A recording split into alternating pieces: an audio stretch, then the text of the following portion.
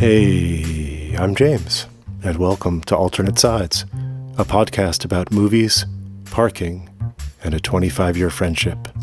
This week, we take a slow, spiraling ride down Mulholland Drive, David Lynch's puzzle box fever dream, starring Naomi Watts, Laura Harring, and Justin Theroux. Along the way, we also talk about Adolescence, Transcendental Meditation, and the time I was up against Angelo Badalamenti for a film scoring job. Silencio. Whoa!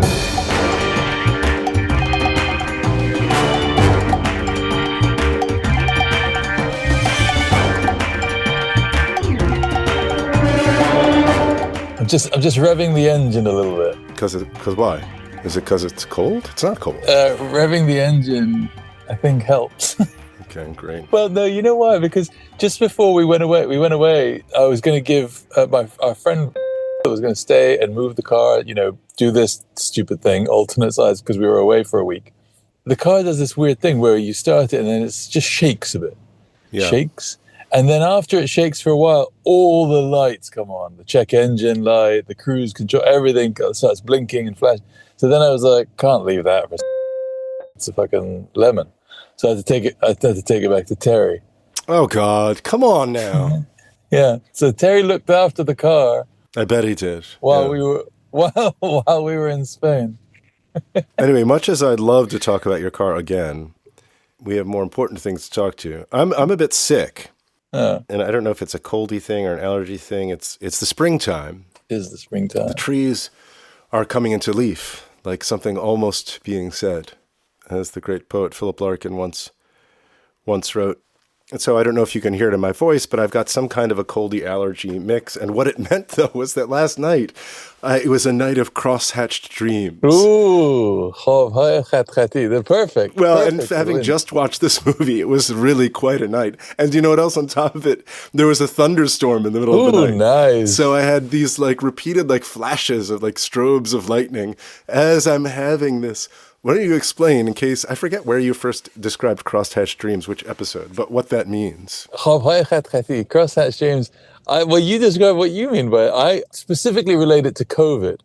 The couple of times I had COVID, and even once when I had the first time when I got the COVID shot, in the night, I would have these cyclical, repetitive, sometimes opening doors, Yes, open the door, go around, come back, open the door, go around, come back, open the door. What is going on?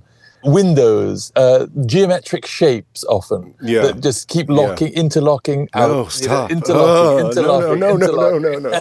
It's like that daydreaming video, the Radiohead video by P.T. Anderson, where Tom York is just going in the doors.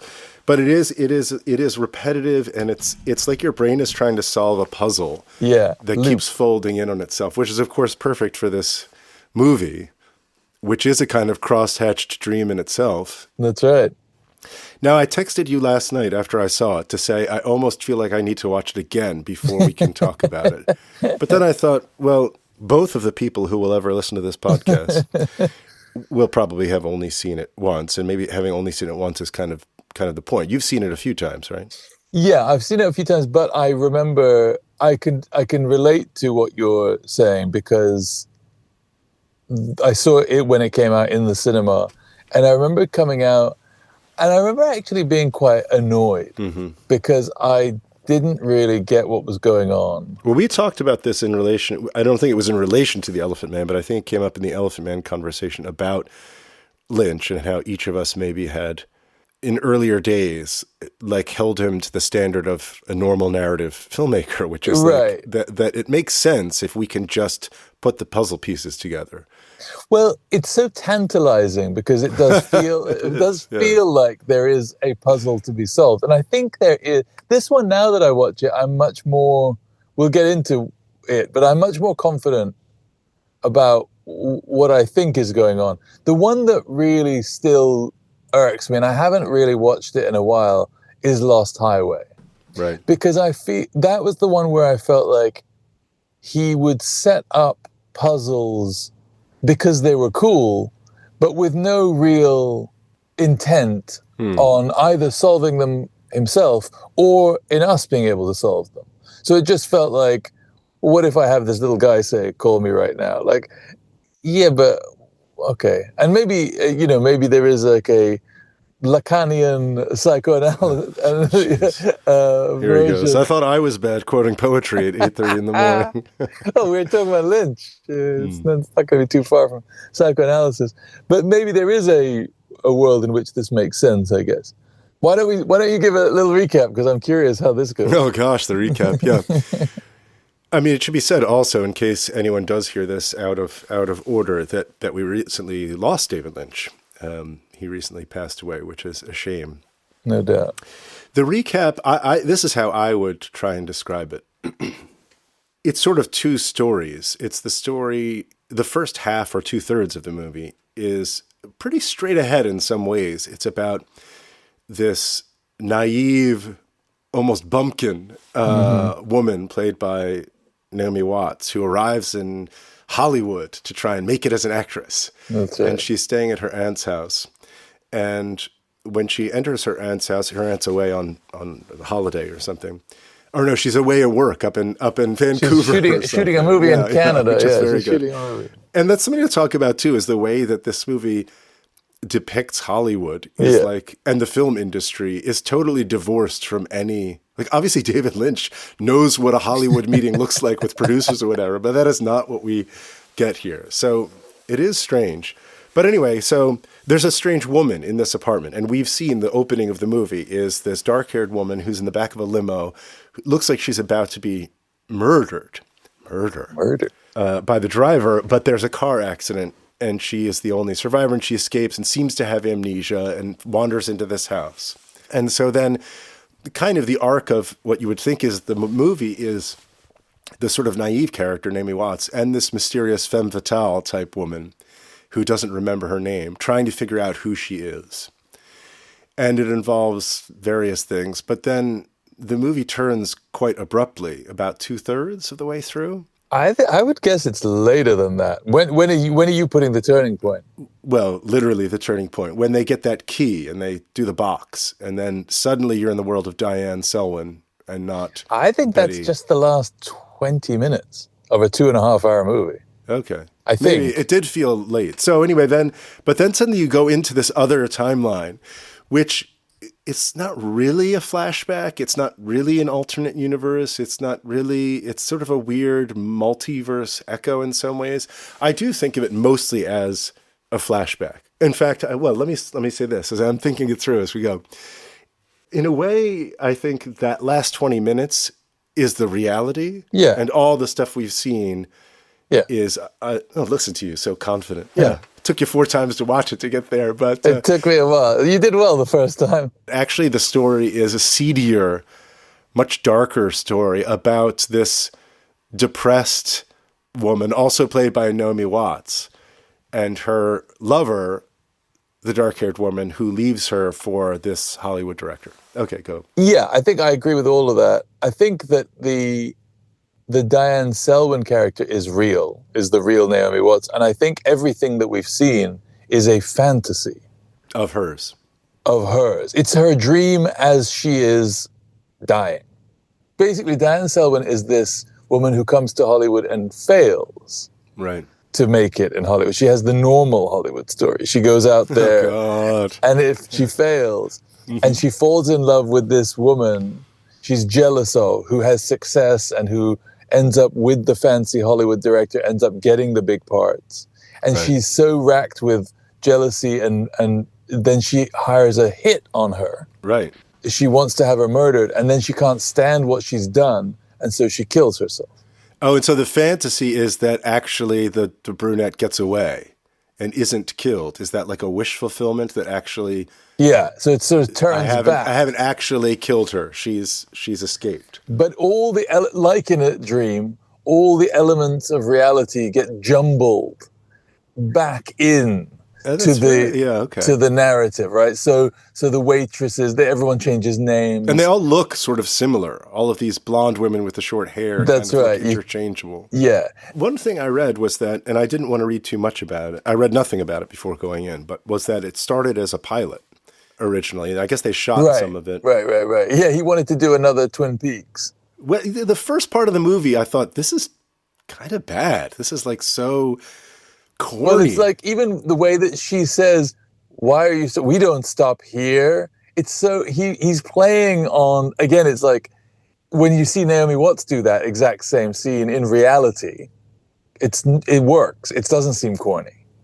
Right. He's just constantly like playing with the distance. The Betty character, when Naomi Watts, when she first arrives, it really is like comes out like a big smile, like looking up, like wow, and there's like a cut to like the "Welcome to Hollywood" sign in the airport insert shot, and then the two old people in the car are hilarious. They're like dementedly smiling in the cab. Okay, yeah, I've got to watch it again. The scene that stuck in my mind when I first saw it was the scene in the diner where the guy says, "I had a dream." Yeah. What the heck? Amazing, right? And if you think about that, like that character only comes back at the end when she's paying the hitman.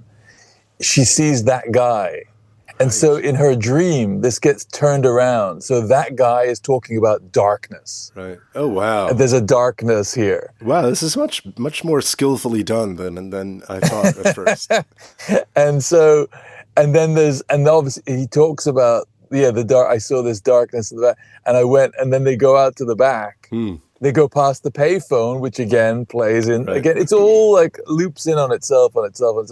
But at the end, and then they go and see the weird blue troll creature who goes, vroom, comes out. That scene I remember being like, and watching it yesterday, I noticed that part of what's amazing about it is he destabilizes you early on. Like you're in a normal setting, right? You're in a diner, quintessentially Lynchian, like American setting. But what he does is like the reverse shot that he's doing across the shot. It's a very standard thing, except the camera just kind of keeps drifting in.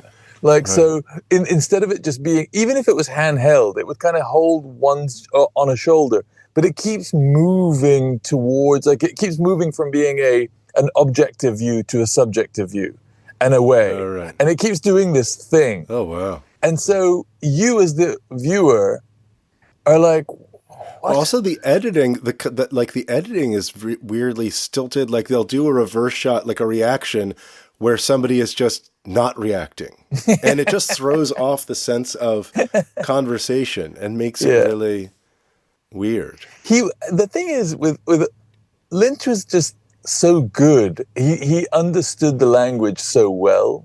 He was such a master that he could then fuck with the language. Like he could take a narrative and just very subtly undermine it by doing a couple of simple things like that, just moving the camera in a weird way, or sound, or editing, or the sound is amazing. Yeah, like all of a sudden, what seems like it's an ordinary, we've seen this thing before. Suddenly, it's not. It's like, there's something much, much more disturbing. It's always that with Lynch, right? It's always what's on the surface is something that is a cliche almost. Right. Opening of Blue Velvet, Twin Peaks, right? Yeah. Cliches of Americana, but under the surface, there's a dark force always in the Red Room or whatever. It's so dark, this movie. Yeah.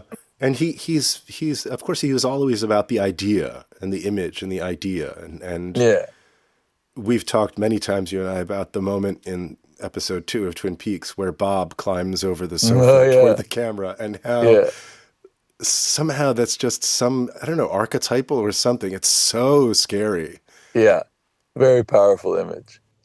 He was tapped in. He did a lot of meditating. A lot of transcendental meditation. A lot of TM, which my wife does. Margie does TM, but not for as long as Lynch does. Our friend does that as well, I think. Does he? Yeah. Has it calmed him down? I think actually it really, really has. I think he's found it really helpful. It's helped Margie. It has helped Margie a lot, I think. But is the basic mechanism, if I understand it, is that you're given a mantra, right, which you're not supposed to tell anyone. And of course, you and I immediately think of Jeff Goldblum. I forgot my mantra. So you're given this mantra that is supposedly unique. I, of course, think there are only like 2 mantras that they give out to everyone. And because they say, don't tell anyone your mantra, nobody knows that they're all the same mantra. The fix is in. But You have this mantra, and then basically the practice of the meditation is you just sit quietly and just repeat the mantra endlessly during the 20 minutes or however long you do it. That's my understanding of it. And you, it's okay. Like basically the way Margie says is obviously your mind drifts, but the idea is every time your mind drifts, you just slowly bring it back to this. Yeah, I mean, that's pretty standard, but typically the focus would be on your breath. On your breath, yeah. I think hers is not, I don't even know if it's a word or if it's just a sound. The sound is, Exactly. I'm not allowed to know. Yeah. I'm not in the club. Lynch, and I smiled at the beginning credits because it's the Lynch team of Mary Sweeney, editor, and Jack Fisk, production designer, and Angelo Badalamenti is the music composer. Is gorgeous, no? Music is really nice. It's very Angelo Badalamenti. A quick story about him. I was, in high school when Twin Peaks came out, I was all in. I was so into it and so captivated. But the Twin Peaks soundtrack was huge for me, and I had it on CD, and I loved it so much. It was so cool and so interesting. Years later, it was like 2014 or something, my agent put me up for a job for this movie starring Cuba Gooding Jr. Do you remember when I did that movie? Yeah, the slavery movie, right? Yeah. And it was an Australian director, lovely guy, Peter Cousins, and I'd never met any of the people before. And sort of the pitch, this is not uncommon, you had to sort of like do work on spec, which is so gross and lame. But anyway, the idea was, here is a man singing this spiritual, I forget what it was. It wasn't Swing Low, Sweet Chariot, but it was something, right? And basically, here's the audio for it, create an arrangement around this of just this a cappella. And I did it, and it took me a day or so, whatever, and I sent it in, and I ended up getting the job. And then later, Peter had told me that first, why am I telling this story? This is so self-aggrandizing. But anyway, the first thing was that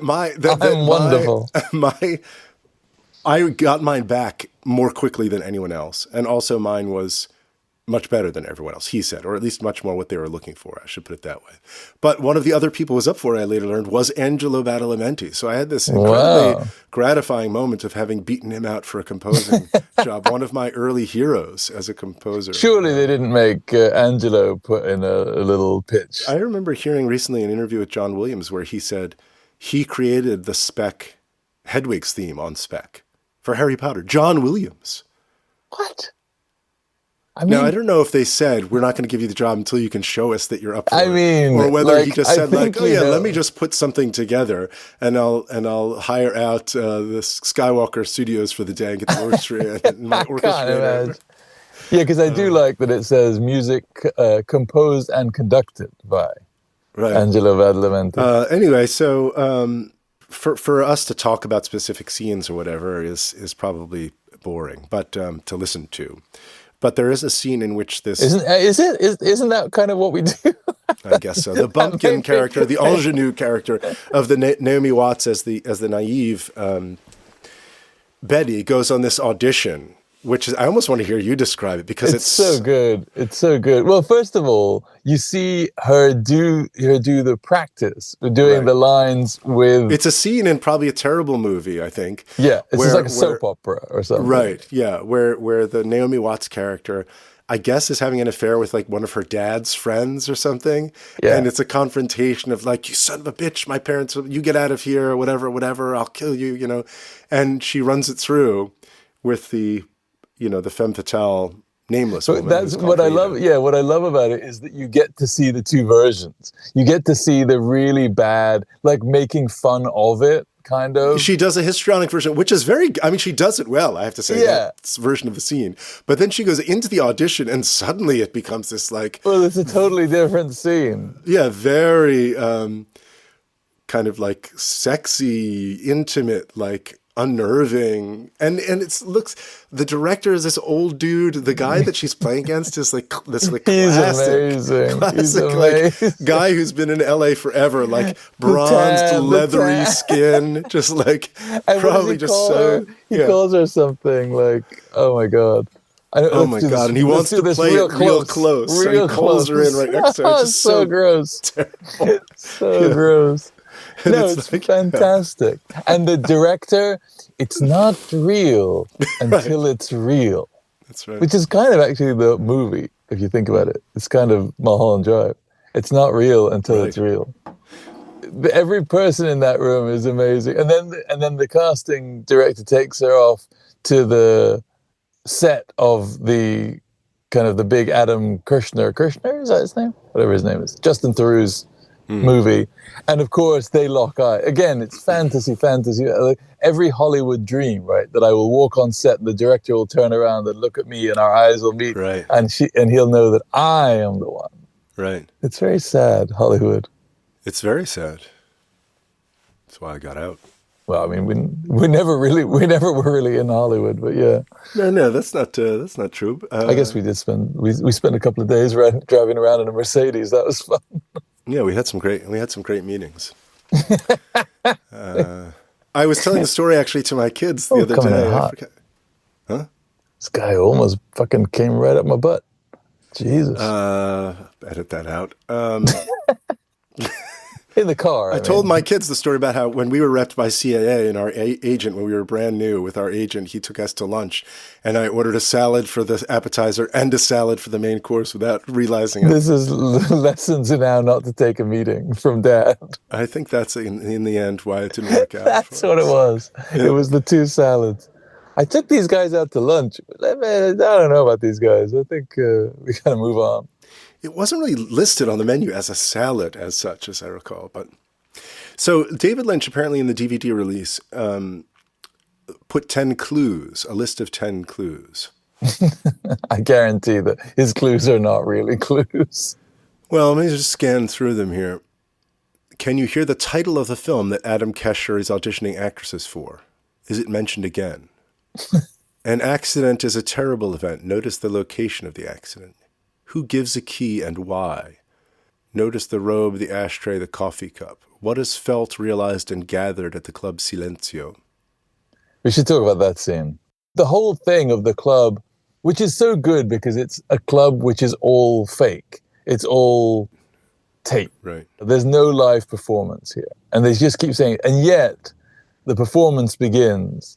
And moves them to tears. And it's moving, right. It's so amazingly well done. The pieces are clicking into place here because also in the dream version, which is what we see first, the Naomi Watts character and the Rita character, there's a sort of slow, like falling in love almost. And there's a moment where they have to cut her hair for some reason and she puts on a blonde wig. Yeah. And then right before this scene, that Naomi Watts is in bed and the other woman comes in and she says, Naomi Watts says, you don't have to wear that in here, meaning the wig. But the brunette has just come out of the shower and she looks down at her towel, almost like it's an invitation to take the towel off. And of course, later in the scene, she does take off the towel and get into bed. And then but it makes sense that you would, if you're having this dream, you would want the brunette to not know who she is and not be associated with these people and be more successful or whatever, but to instead be the more submissive one or the more open one. Well, it's also, it plays on the cliches, right? It's like this idea of the two, the femme fatale and the women falling in love. But it's also weird because like the first time they kiss, Naomi Watts is like, I'm so in love with you. Right. They've met like the day before. I'm in love with you. And it's so weird. And that's the thing that makes it not. And the Rita character doesn't seem to question it. She's like, cool.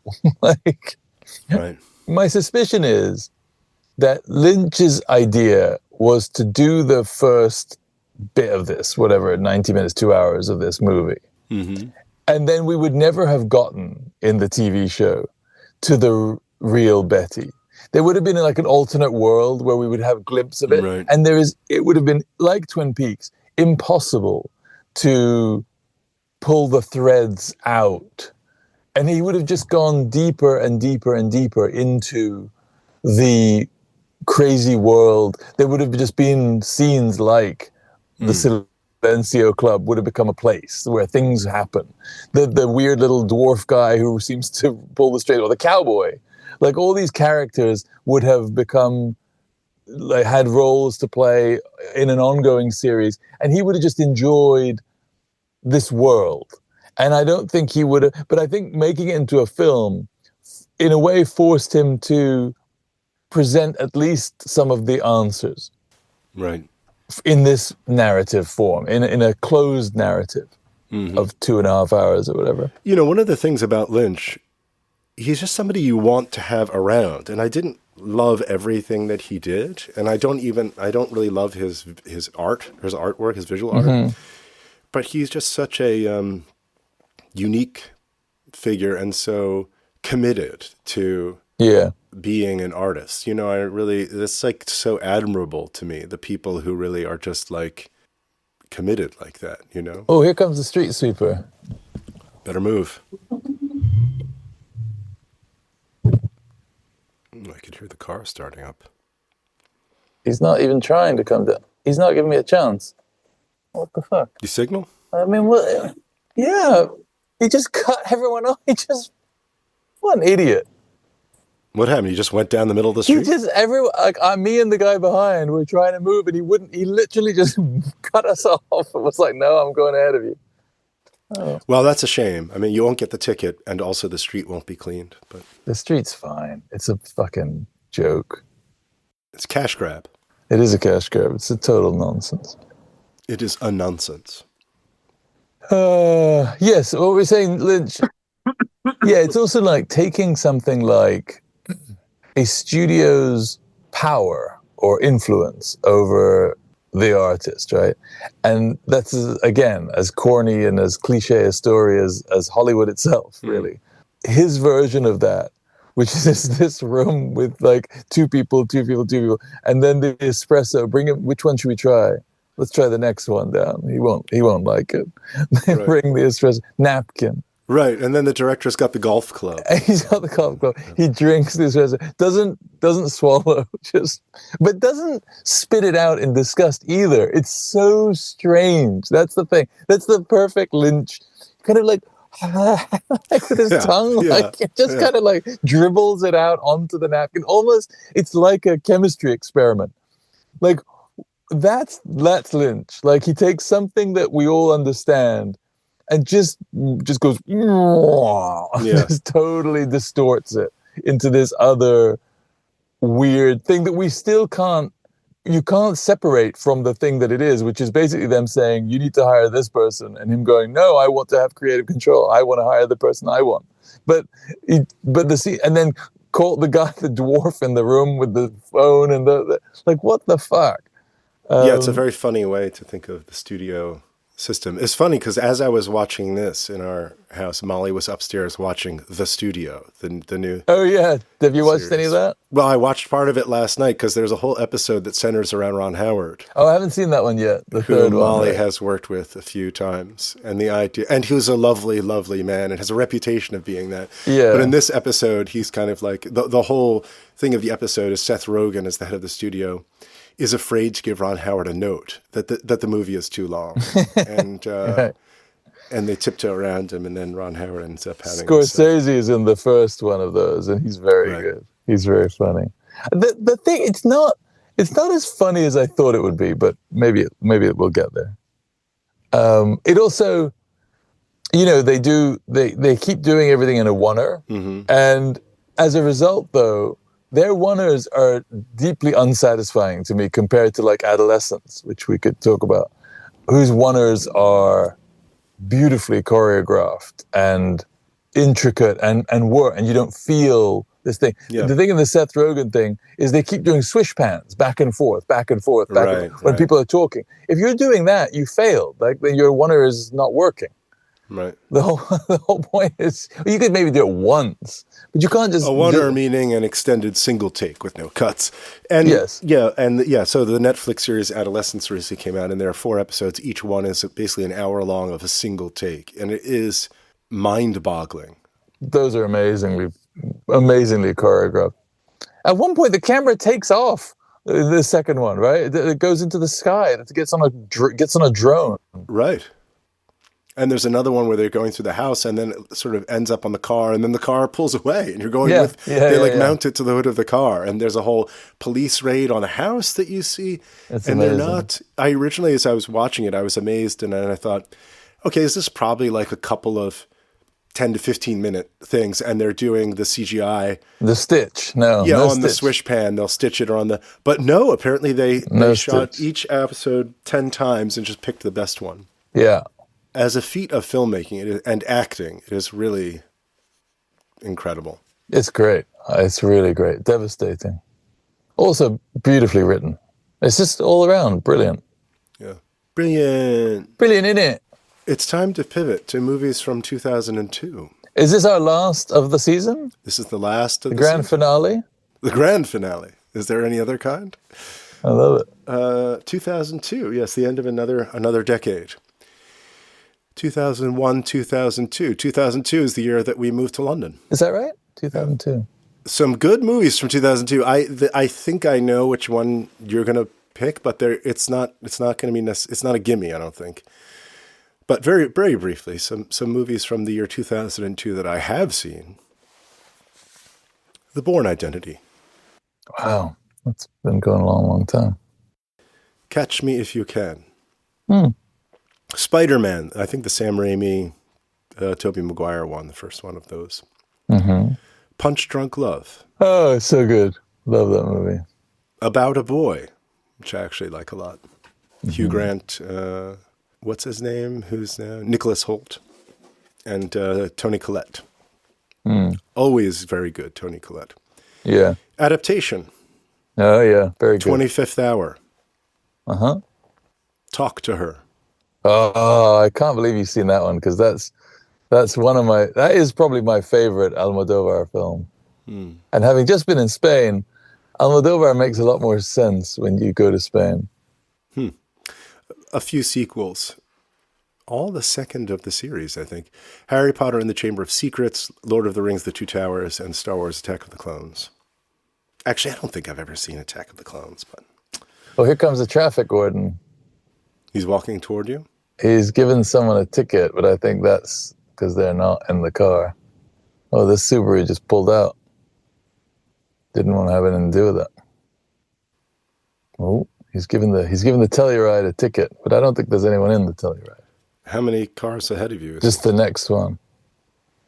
Have you locked eyes yet? No. It's going to take a minute for him to give a ticket to the Telluride. But I don't think he can't give me a ticket if I'm sitting in it. Well, he might tell you to shove off, though. He might, but I'll tell him the guy's already come through. I'll lie to him. That's not the point. That is the point. The point is no parking until 10 o'clock. No, that's not the rule. It's clearly stated on the street sign. No, you don't understand the rule. This is like you and Terry, you and the Iranians. Negotiations, not rules. This is silly. I mean, yeah, he's walking over to me. Let's see what he says. He chased the squirrel away. Let's see if he wants me to move. Morning. How you doing? You all right? Okay. Good, thanks. All right. Just like that. Nice guy. All right. Movies from 2002 I have not seen. Lilo and Stitch. Okay, that's not one I thought you were going to start with. I don't think I've seen that either. Irreversible.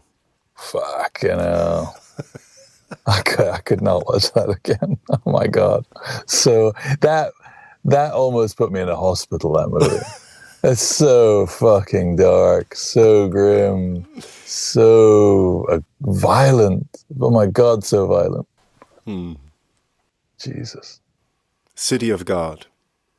Oh, who made that? It's a Brazilian guy, right? Mm-hmm. Yeah, what's his name? Fernando something? Don't know, mate. Yeah, good movie. Secretary. Oh, yeah. James Spader and Maggie Gyllenhaal. Oh, he gave this guy a ticket. Why is that bad? Oh, this poor guy. He was just there. Oh, man, I thought this guy was a nice guy, but he was tough as nails. The guy was, it was like a construction guy, so he had the car, and he came running out with a coffee and his gloves, and he was like, no, I'm here, and the guy was like, no. Oof. All right, here's one. Mm-hmm.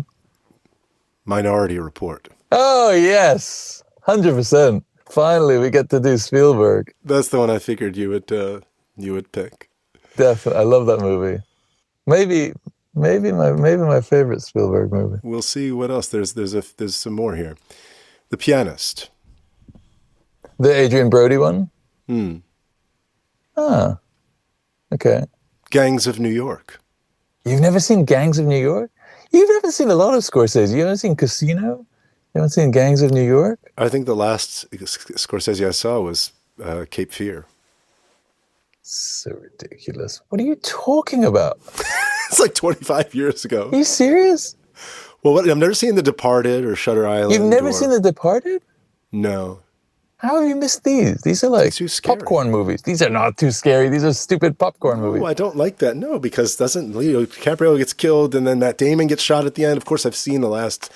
It's annoying. I can't hope this is the age of the internet. It is lame. It is lame. Doesn't this happen? Doesn't that happen? I won't watch it. That's not what the movie's about. That's not what the movie's about. I heard The Departed was No, you should watch Infernal Affairs, the Hong Kong movie on which it's based, which is awesome. But that's this year, I think. Oh, is it? I think that's 2002, maybe. You didn't throw it up there as an option. It's amazing, actually, because it's like a tight 90 minutes, brilliantly made. And then Scorsese makes this rather bloated 2.5 hour like saga epic. But it is fun to watch Jack Nicholson, and probably like one of his last great roles. Rather bloated is a good description of me right now. All right, let's see. Yeah, Cape Fear, Age of Innocence I've seen, which I think is Matthew Galkin's favorite Scorsese and maybe one of his favorite movies of all time. It's an insane pick as your favorite Scorsese, but okay. Well, he might listen to this. I'd love for you two to duke that out. I think he's seen that many times. I only saw it once. I think it's great. But it's one of those perverse choices. I'm not going to pick Taxi Driver or Raging Bull or Mean Streets or Goodfellas. What if he genuinely likes it? This is coming from the man who thinks that Reservoir Dogs is the best Tarantino. 100%. I'll go to my grave believing that. It's the best made of them. Let me run down this list. Cape Fear, The Age of Innocence. Okay, I've seen that. Casino, no. Kundun, I did see that. Bringing Out the Dead, no. Gangs of New York, no. The Aviator, I saw that. Departed, no. Shutter Island, no. Hugo, no. Wolf of Wall Street, I did see that.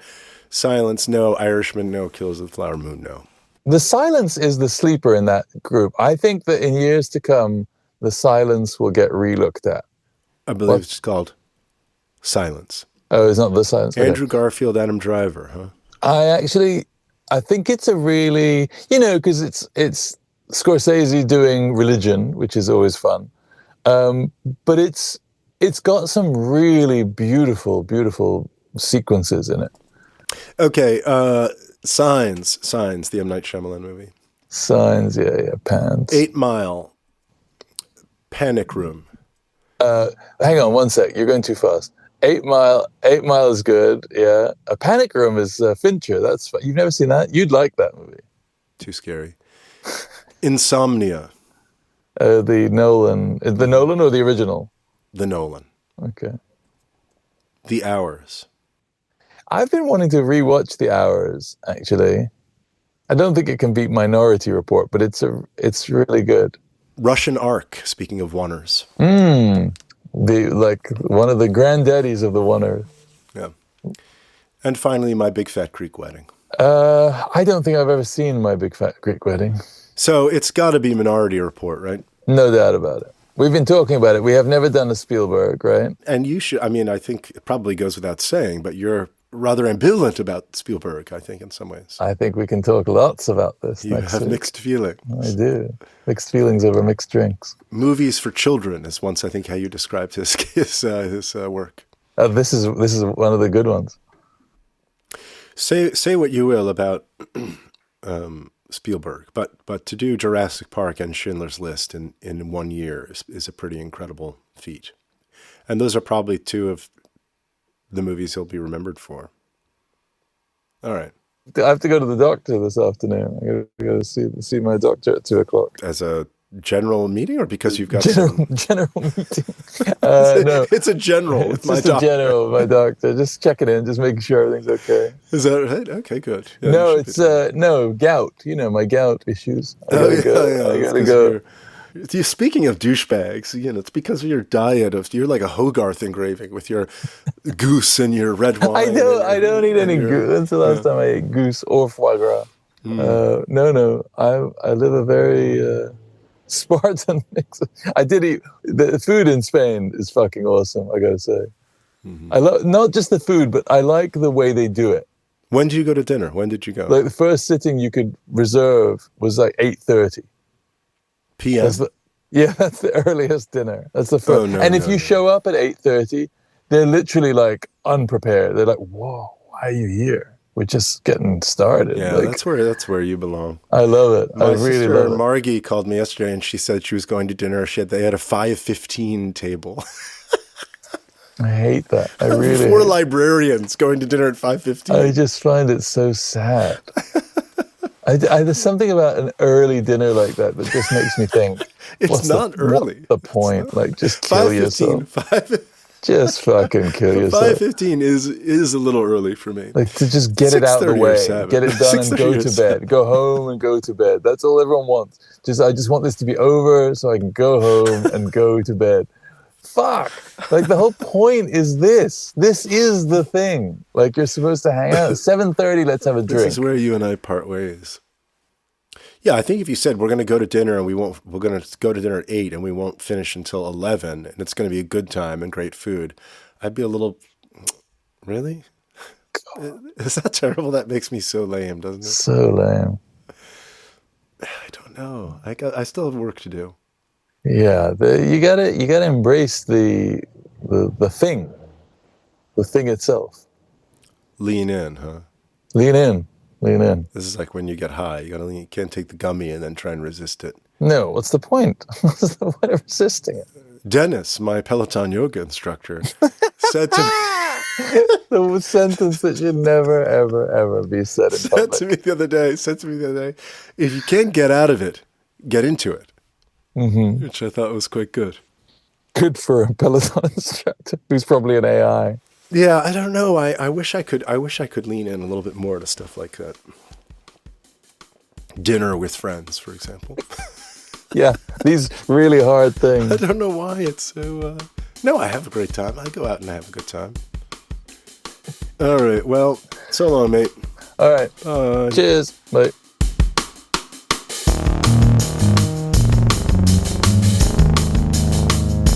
And that's that. Next week, we close out the season with Steven Spielberg's dystopian thriller, Minority Report, starring the immortal, it seems, Tom Cruise. It's set in a future that is in many ways already here. Check it out if you have a chance. Goodbye.